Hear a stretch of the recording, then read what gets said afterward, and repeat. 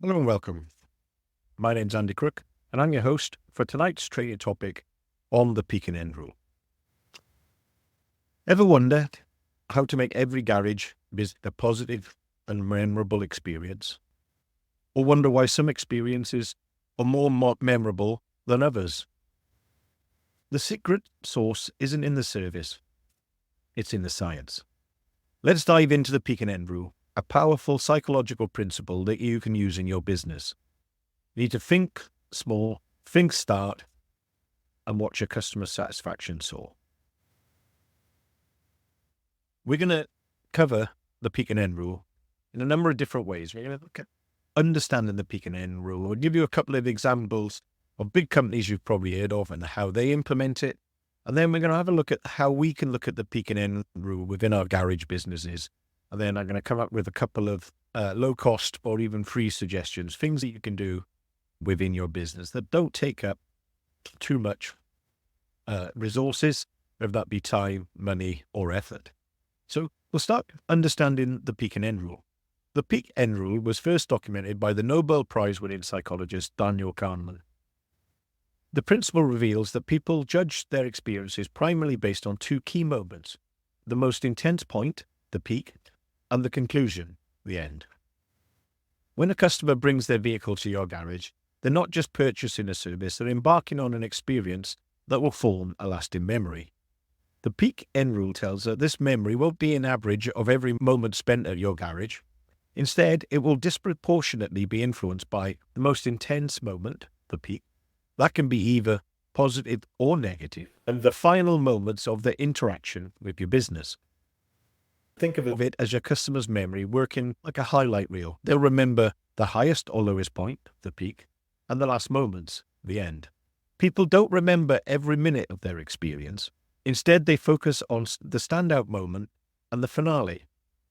What we need to do is transform, tweak, and tune up your customer experience at your garage. Singapore Airlines, for example, is famous for their last mile service approach. Flight attendants memorize frequent flyers' names and preferences. They end flights with a personal thank you and a warm towel service. They create peak moments with unexpected mid-flight treats. That's how Singapore Airlines use the peak end rule. Another familiar example is Domino's Pizza Tracker, which gamifies pizza ordering, making the process more enjoyable and memorable by managing the peak and end moments. Customers remember the excitement of tracking. The final delivery confirmation transforms a transactional service into a memorable experience. It's interesting to see that this idea of the peak and end rule is used by big businesses and can be used by you within your garage business. And when I looked at how to implement the peak and end rule in a small or even a micro business, I was thinking the things that we can do better generally as an industry is we can do something I'm calling the winning welcome, we can manage the middle, and we can engineer the end. They're the three areas I'd like to look at using the peak and end rule. So the winning welcome, you never get another chance to make a first impression. Make sure it is a positive experience for your new and existing customers. The winning welcome is basically making sure that everyone is treated correctly when they get to your garage. When I say correctly, within how you would like to be treated or how you would like people to be treated when they arrive at your business. Small things here can make a big, big difference. And we'll have a look at these in a second. Once we've got a winning welcome and we've built a system around that, we're going to think about managing the middle. And most customers want to know two things when they come to a garage. They want to know how long and how much. And if you can't answer those two questions, then you almost certainly immediately create a negative peak. A memory that they'll remember is they didn't know how long it was going to take or how much it was going to cost, which is basically the two questions everyone wants answered. So what we need to do is identify peak moments that will pop, that will overcome any negatives. And what I come up with here is to be mindful of mobility and money. Because when people are asking how long and how much, what they really want to know is how long am I going to be without my car, which affects my mobility, and how much is it going to cost. And if you're mindful of those two things, mobility and money, we can put things in place to manage the middle, the bit where they're without their car. That takes us neatly on to engineering the end. And what we need to do is engineer the perfect end to that customer's experience. I've come up with something for this, and I call it, remember the 3 C's for creating the perfect end. And the first C is clean. Return the car spotless. The second C is clear. Explain everything simply. And the third is be considerate. Always put the customer's needs first. That is when I'm saying to business owners, some of this stuff. You are probably already doing some, if not all of the things I suggest. If you're not doing all of them, you can pick one and start using that. Do you think about it in the way of the peak and end rule? Are you using them to engineer something that will last in the customer's mind, making sure the last transaction or the last thing they do with you is as good as you can make it? Because all of the things I'm about to suggest are either very low cost or free. And if they have a cost in terms of time, effort, or money, it's probably quite a minor one compared to what they can do for your business. When it comes to the winning welcome, greet everyone by their preferred name or title. It shows that you care. They notice when you don't use the correct name or title, but they probably won't notice if you do. You haven't created a negative impression by using the wrong one. You can note on your garage management system or CRM what the customer's preferred name or title is. Make sure you greet them with a genuine smile. This is free. Be genuinely happy to see them. They're bringing their car to you. They're trusting you with their vehicle. The least you can be is happy to see them. Greet them with a genuine smile and show a genuine interest in them. This can be as simple as knowing what car they drive and referring back to the work you did last time. If you want to take that further, you might have questions about things you know about them, like asking about their dog by name. You might know something about their family and inquire to see how someone's getting on. Or you might know a little about their hobbies and engage in a conversation about the football, rugby, or whatever they're into. That shows a genuine interest in them. That isn't just taking the keys and shoving them out the door. It doesn't take much effort. All it takes is making a few notes after the customer has been with you. If you're meeting them for the first time, engage in that conversation that shows you have a genuine interest in them as a person beyond their vehicle. It's really simple, really low cost, and really can change your relationship you have with your customers. And if you like personal service that little bit further, is when you send them maintenance or MOT reminders, make sure they are personalized. You may have an automated system for doing it, but you might want to stop that ever so slightly and put something in with the message that personalizes the service. You send them an online booking form along with that personalized maintenance or MOT reminder.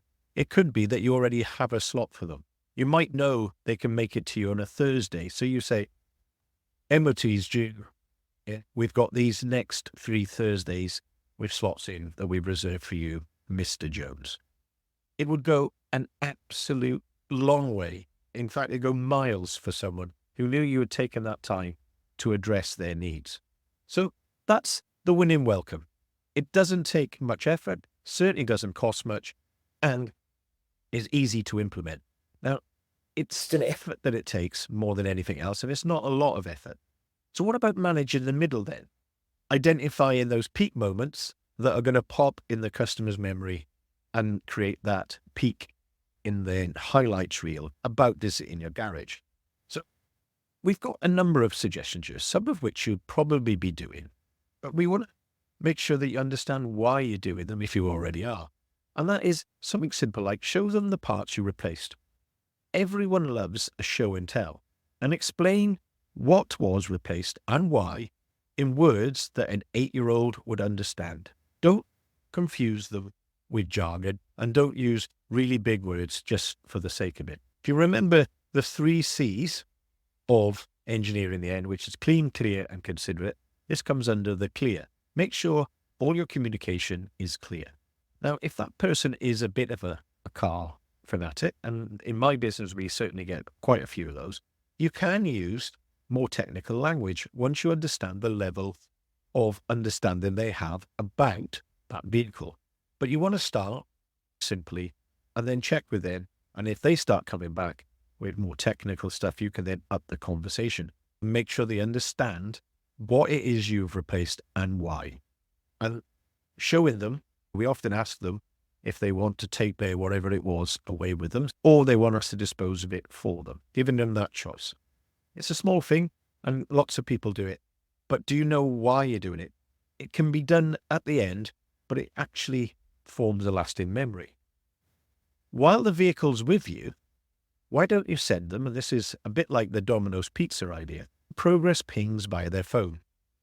Little text messages, or even better, snazzy photo updates of their repair.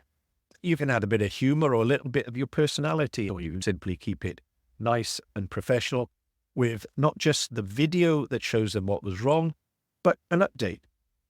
Parts arrived, here it is going on your car, Mr. Customer. That sort of thing. Light-hearted, jazz it up a little.